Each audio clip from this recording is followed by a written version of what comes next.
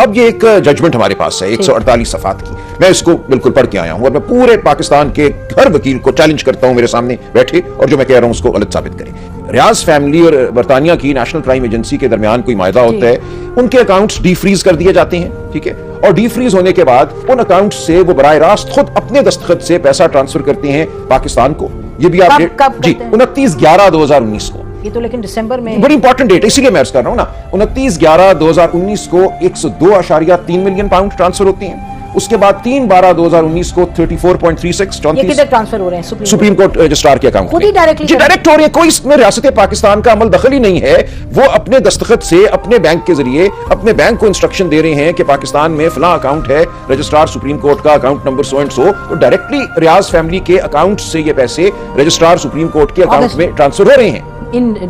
نومبر 2019۔ تو یہ جو کہہ رہے ہیں اسٹیٹ آف پاکستان، غلط سن لیں میری بات، میں اس لیے آپ کو عرض کر رہا ہوں نا، تو نومبر 2019 میں ڈائریکٹلی ریاض خاندان یہ پیسے ٹرانسفر کرتا ہے 102.29 ملین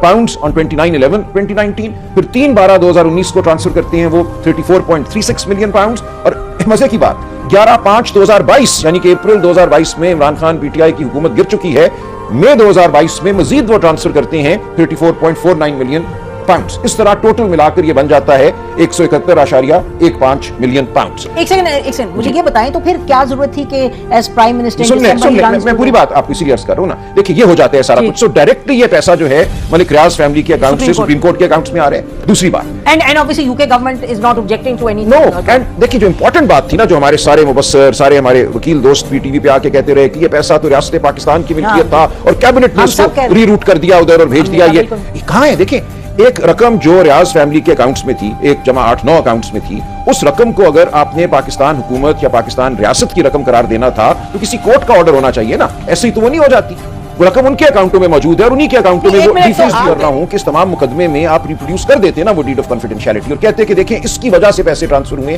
وہ تو نہیں ہوئے کیونکہ 3 دسمبر سے پہلے وہ تو پیسے تو ٹرانسفر ہونا شروع ہو چکے تھے، 102 ملین پاؤنڈ آ چکے تھے رجسٹرار سپریم کورٹ کے اکاؤنٹ میں۔ سو یہ بات واضح ہے کہ جو کچھ کابینہ میں 3 دسمبر کو ہوا، پیسے اس کی وجہ سے نہیں آ رہے تھے پاکستان، پیسے کسی اور وجہ سے آ رہے تھے، وہاں پہ جو بھی ڈیل کی، جو بھی سیٹلمنٹ کی، ملک ریاض صاحب، ان کی فیملی نے اور نیشنل کرائم ایجنسی نے، پیسے اس وجہ سے آنا شروع ہو گئے تھے۔ عمران خان صاحب کا رول یا کابینہ کا جو رول ہے وہ 3 دسمبر تک محدود ہے کہ 3 دسمبر کو کوئی ڈاکومنٹ تھی، وہ کیبنٹ نے کہا ٹھیک ہے ہم اس کانفیڈینشیلٹی ایگریمنٹ کو اپروو کرتے ہیں، لیکن یہ کہنا کہ اس کی وجہ سے وہ پیسہ جو پاکستان کی ملکیت تھا اور ریاست کی ملکیت تھا اور ریاست کی طرف آ رہا تھا اس کو ڈائیورٹ کر دیا گیا، بالکل غلط ہے۔